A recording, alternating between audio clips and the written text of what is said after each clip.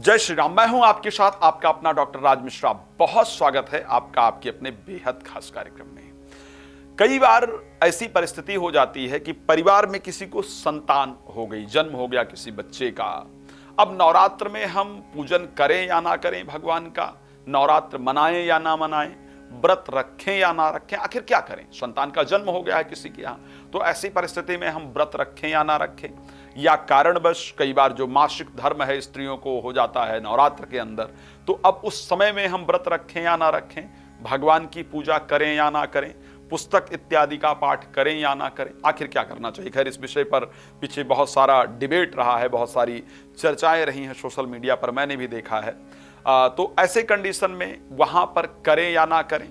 तीसरा, कारणवश दुर्भाग्यवश कोई दूर रिश्तेदारी में, परिवार में किसी की मृत्यु इत्यादि हो गई है, तो क्या ऐसे परिस्थिति में भगवान की पूजा इत्यादि, नवरात्र व्रत इत्यादि करें या ना करें।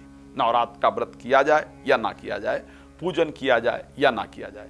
तो अगर इन नवरात्र के अंदर या नवरात्र से पहले परिवार में या रिश्तेदार में या आसपास किसी का जो हमसे कनेक्टेड हैं संतान हो गई है, मृत्यु हो गई है, या मासिक धर्म के कारण स्त्री को अशुद्धता हो गई है, तो ऐसी परिस्थिति में हमको पूजन इत्यादि करना चाहिए या नहीं करना चाहिए। तो इस विषय पर इस कार्यक्रम में मैं चाहता हूं कि आपको पूरी जानकारी प्राप्त हो जाए। सबसे पहले आपको एक बात और कहना चाहूंगा, यदि कोई भी धार्मिक आयोजन आप करना चाहते हैं अपने क्षेत्र में, श्रीमद् भागवत कथा, राम कथा, शिव पुराण कथा इत्यादि, तो आप संपर्क कर सकते हैं। हम उसमें जो भागवत के वास्तविक स्वरूप है उसका प्रयोग करके पितृदोष से मुक्ति इत्यादि के लिए विशेष प्रयास करते हैं। पितृ शांत हो, घर में प्रसन्नता हो, उसके लिए विशेष आयोजन करते हैं, तो आप कथा के लिए संपर्क कर सकते हैं। अच्छा, अगर मान लिया जाए कि स्त्री को मासिक धर्म इत्यादि हुआ है, अशुद्धता है, तो ऐसी परिस्थिति में आपको क्या करना चाहिए। व्रत रखना चाहिए, इसको ध्यान रखिए। व्रत आप रखते आए हैं, बिल्कुल व्रत रखना चाहिए, उसमें किसी प्रकार का भेदभाव नहीं है। मासिक धर्म इत्यादि के अंतर्गत व्रत ना रखा जाए, इस प्रकार की परिस्थिति नहीं है। क्या मासिक धर्म के अंतर्गत हम कोई चालीसा पढ़ सकते हैं या कोई किताब पढ़ सकते हैं। देखिए, किताब को स्पर्श नहीं करना चाहिए, नियम है। ऐसा माना जाता है कि जब मासिक धर्म है तो हमारे शरीर में थोड़ी इस प्रकार के कीटाणु एक्टिव होते हैं, इस प्रकार की अशुद्धता होती है। मैं उस पर बहुत नहीं जाऊंगा। किसी पुस्तक इत्यादि का स्पर्श नहीं करना चाहिए, लेकिन कोई भी मंत्र जप इत्यादि यदि आप करते हैं तो उसको बिल्कुल करना चाहिए। मूर्ति इत्यादि स्पर्श नहीं करना चाहिए, दूर से उनको प्रणाम करना, उनका पूजन करना। देखो, इस पर बात करेंगे कि मासिक धर्म क्या है, क्यों इस पर ऐसा कहा गया। थोड़ा वीडियो लंबा हो जाएगा, इसलिए कभी उस पर चर्चा करूंगा।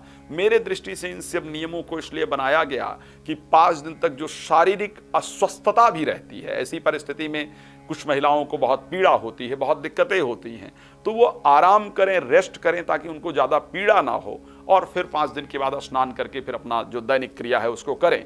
इस कारण से इन सब नियमों को किया गया। लेकिन अगर किसी नियम को हमारे वृद्धों ने बनाया है तो उसको फॉलो करना हमारे लिए महत्वपूर्ण है। ऐसे कंडीशन के अंतर्गत व्रत बिल्कुल रखना चाहिए। पूजन इत्यादि के लिए सिर्फ आपको यह करना चाहिए, भगवान के लिए भोग इत्यादि आपको नहीं बनाना चाहिए, पुस्तक स्पर्श नहीं करना चाहिए। लेकिन यदि कोई मंत्र है, दुर्गा जी का कोई मंत्र है, या माता कामाख्या का स्मरण अगर मासिक धर्म इत्यादि हो जाता है, उस समय पर माता कामाख्या का यदि स्मरण किया जाए तो बड़ा लाभप्रद होता है। तो नवरात्र का व्रत इत्यादि इस समय पर बिल्कुल रखा जा सकता है।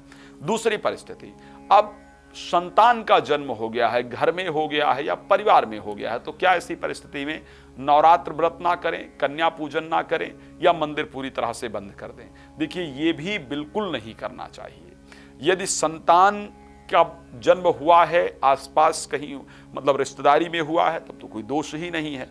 अपने परिवार के अंदर भी यदि हुआ है, तो ऐसे परिस्थिति में घर में कोई छोटी बच्ची हो या आस पड़ोस की कोई बच्ची हो, आस पड़ोस का कोई परिवार हो, ना हो तो कोई प्रीस्ट इत्यादि, कोई पंडित जी इत्यादि हो, तो उनको बुला करके उनसे प्रार्थना करना चाहिए कि 9 दिन श्रद्धा पूर्वक आकर के उनको सारी सामग्री इत्यादि प्रदान करना चाहिए कि आप श्रद्धा से हमारे लिए भगवान का पूजन करें। ये कभी नहीं करना चाहिए कि उस समय पर पूजन ना करें। उस समय पर भी यदि कोई अशुद्धता है, चाहे वो जन्म से संबंधित है और चाहे वो मृत्यु से संबंधित है, दोनों में बता रहा हूं। तो मंत्र जप किया जा सकता है, भगवान का स्पर्श ना करके व्रत रखा जा सकता है। तो आप व्रत रखें, भगवान का स्पर्श ना करें, मंत्र जप इत्यादि करें, लेकिन भगवान के यहाँ रोज ज्योति जले। यदि जन्म इत्यादि बच्चे का हुआ है, मृत्यु इत्यादि में तो हम शोक में होते हैं, या आसपास कुछ हुआ है हम इतने शोक में नहीं हैं, तो ऐसे कंडीशन में पंडित जी को बुला करके कहना चाहिए कि भगवान का ज्योत जलाएं, भगवान की पूजा करें, भगवान को भोग लगाएं। भगवान जिन मंत्रों का आप पाठ इत्यादि करते थे, जिन पुस्तकों का पाठ इत्यादि करते थे, उसको करें। और कन्या पूजन के दिन फिर ऐसी परिस्थिति में क्या करें, उस पर हम कन्या पूजन की जो वीडियो होगी उस पर लेकर के चर्चा करेंगे, लेकिन उसको हमें जरूर करना चाहिए। चलिए, आपका बहुत धन्यवाद कार्यक्रम में जुड़ने के लिए, और हमारा प्रयास रहेगा कि भगवान की कृपा आप तक पहुंचती रहे, उसके लिए भगवान से प्रार्थना करें। कोई भी संयोग आपको किसी भी प्रकार की धार्मिक जानकारी, एस्ट्रोलॉजिकल जानकारी कुछ भी प्राप्त करनी है, तो आप संस्था से सीधे संपर्क कर सकते हैं। समय लेकर आप मेरे साथ बात कर सकते हैं। पूरे 9 दिन दुर्गा सप्तशती का पाठ, श्री रामचरितमानस का पाठ, यज्ञ इत्यादि का आयोजन संस्था के द्वारा होता रहेगा। आप उसमें अपने परिवार का नाम इत्यादि लिखा करके और उसका लाभ भी साथ साथ प्राप्त कर सकते हैं। भगवान आपको बहुत प्रसन्न रखें, यही शुभकामना मैं लेकर के इस कार्यक्रम में अब विदा लेता हूं। धन्यवाद। जय श्री राम।